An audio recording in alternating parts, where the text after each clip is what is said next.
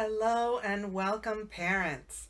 My name is Jennifer Jasmine Dunn, and I'm here to give you a quick walkthrough of the online digital resources that go with the student edition of Open Court Reading.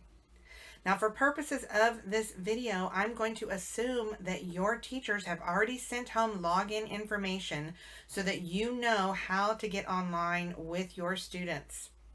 I'm currently logged into the Grade 2 Student Edition you'll see on the screen. Now, it doesn't matter what grade you've logged into, you're going to see a similar view. The unit is at the top, and at the bottom you'll see different circles with numbers where I can navigate to various units. If I am in K or first grade, there are 12 units. Each one is 3 weeks long. About this time of year, I would assume that you should be around unit 6, 7, or 8, depending on where teachers are at in the classroom. And at grades 2, 3, 4, and 5, there are 6 units. They're longer, 6 weeks long each. And around this time of year, you might be close to unit 4. Excuse me, maybe in unit 4, maybe at the end of unit 3. I'm just going to go ahead and go to unit 4. Now notice that this unit is about plants and animals. Now your teacher will surely send information home about what unit and lesson you are on. So if she says unit 4, lesson 3, that's a great place to go to, and I'll show you how to get there in just a minute. But I want to also show you the beginning parts of the unit. These are great questions here and things to talk about with your children at home to sort of get started on the right foot. So I'm going to go ahead and click start here. And you're going to notice a big idea. Every unit has a big idea. In this case, how do plants and animals help each other? What a great question.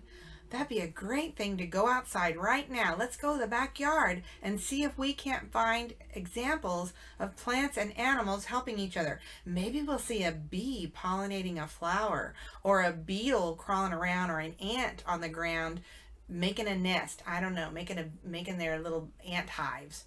So, or ant hill, I guess is the word. So anyway, these are great questions to have some interactive conversations with kids. Go outside, see if you can help answer these. Then if you continue scrolling down, you're going to see a theme connection. Another question: why do plant and animal relationships develop in nature? Another great question.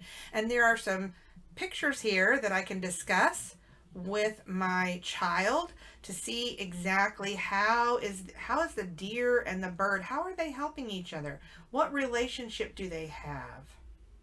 And then if I keep scrolling on down, there's a background builder video. Each unit begins with a little video to just sort of, it's about 2 minutes long, and it just kind of gets the juices flowing in the brain to think about plants and animals in this case.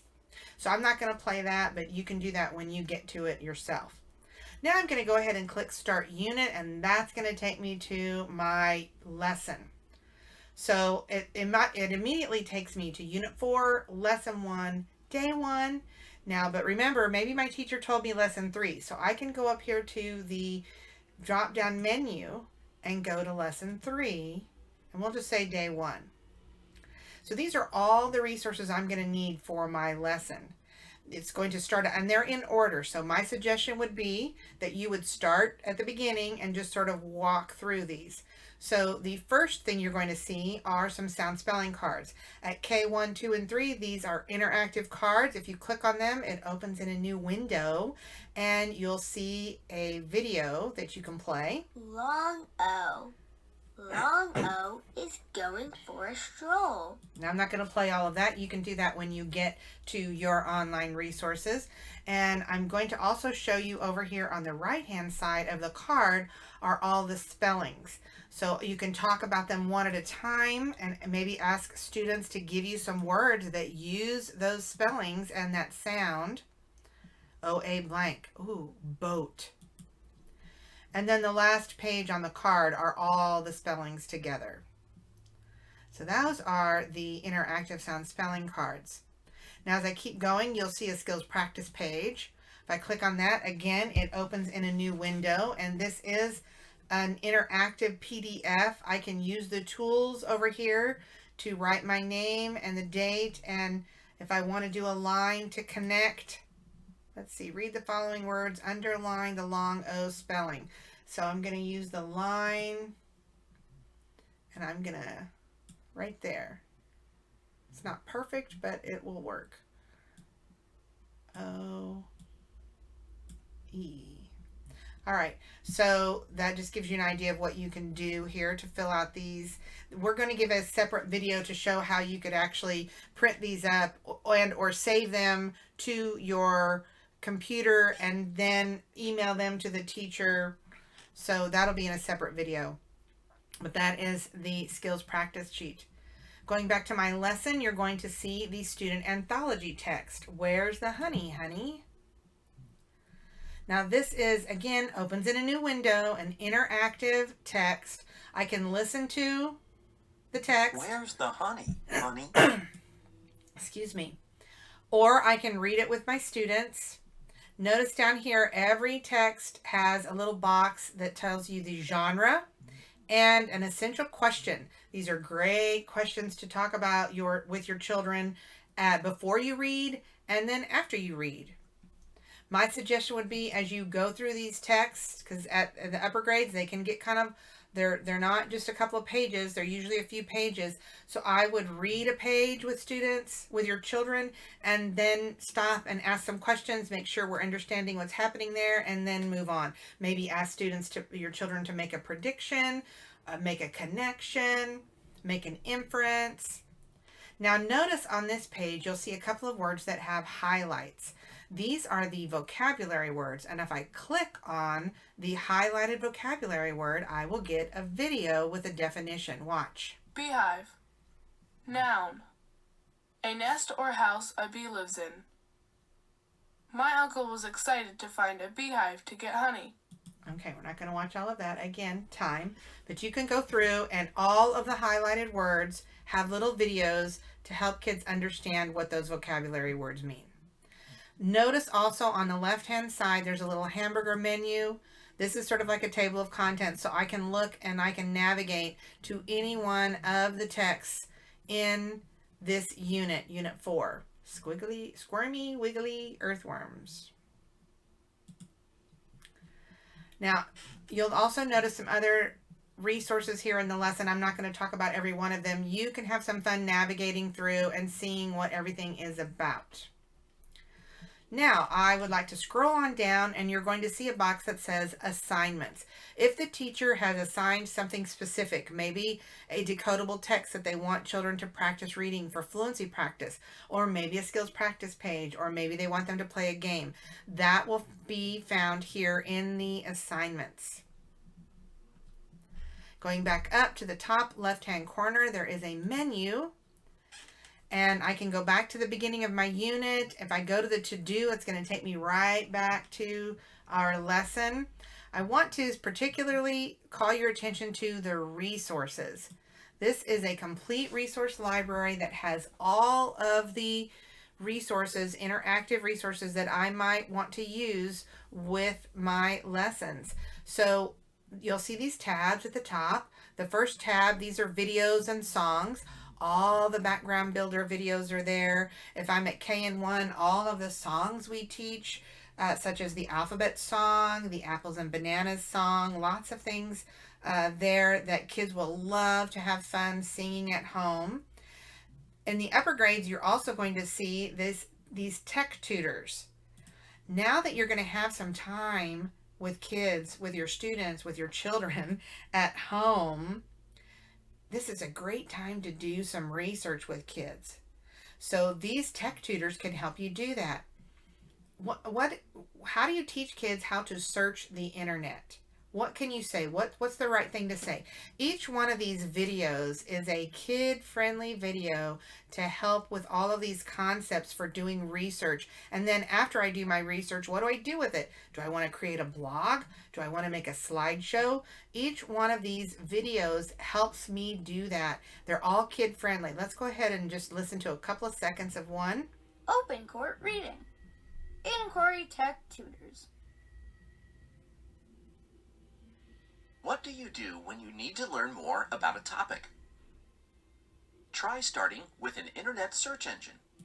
Okay, so that just gives you, we didn't watch very much, but you can go in and see all of those. They are wonderful. All right, going back up to my tabs, I've got cards. These are all of the English Learner Photo Library cards. You can check those out on your own. I'm going to click into the sound spelling cards. These are all of the interactive sound spelling cards in one spot. So if I click on Muzzy the Monkey. Monkey. For Muzzy the monkey, bananas are yummy. She munches so many, they fill up her tummy.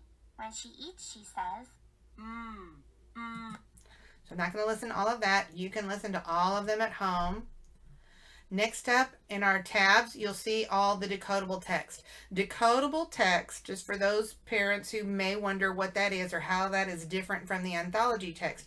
Decodable text only have words that can be sounded out, or they include high frequency words that kids have already been taught. In other words, everything that you see in the decodable text, let me just open one up for you,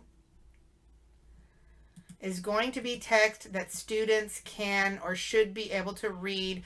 They've learned all of the skills up to this point in the classroom. So you want to make sure that you are on the decodable text that the teacher has given you information about or the lesson, the decodable text in the lesson that you're working on this week. Don't go to any text that's way ahead in other units. Kids might not do as well. So you want to stick with the decodable text that your teacher has assigned. And again, these are, you can listen to them or you can read them on your own. Notice in the right hand corner it says read, or I can click on where it says listen, and then we can listen to the text. Upon a shelf sits a dish of chips. Now the purpose of these decodables are for students to practice reading on their own. So just listening to it isn't enough. Maybe they can listen to it once and then they can practice reading it with you or on their own. So decodable text, those are all there. Then I'm going to keep going to the ebooks. These are, the anthology is the student text we were just looking at with the where's the honey, honey. It's divided up by unit. So I can click into any unit anthology and it's going to open up to that theme of text. The Language Arts Handbook gives me information about grammar concepts that we're learning and writing prompts, writing process. The next tab is games. These are a variety of games. They are connected to the lessons that we're doing. So foundational skills, reading and responding, language arts. Maybe they'll be working on nouns and verbs. Maybe they'll be working on a specific sound and spelling. It just depends. You can go in and check. These all work on iPad as well as on a regular laptop or desktop computer. So I will let you go in and explore those at your leisure. And then the last tab are the activities. These are different phonics activities, phonemic awareness activities. And you can notice up here that in the tabs, there are just a bunch of them. Lots and lots and lots. Again, you can check those out on your own. Just for time's sake right now, I'm not going to click into any of them. But they're a lot of fun and kids will enjoy doing them. If I go back to my menu and go down to favorites, just FYI, if there's a particular game that I really enjoy or there's a decodable that I know we're going to go back to several times, if I click into the little star, notice this star is green, this star is black. If I click into the star, it turns it green, and then I can go back to my menu and go to my favorites, and now it's part of my favorites. So I don't have to keep clicking to find it anymore. I can go straight to my favorites and find that resource. Also, if the teacher has assigned any assessments, this is in the menu where it says assessments, that's where you will find that. Okay, there aren't any assessments right now, so there's nothing there to see. All right, so there is your walkthrough of the digital resources for the student edition. Thank you very much and happy learning at home.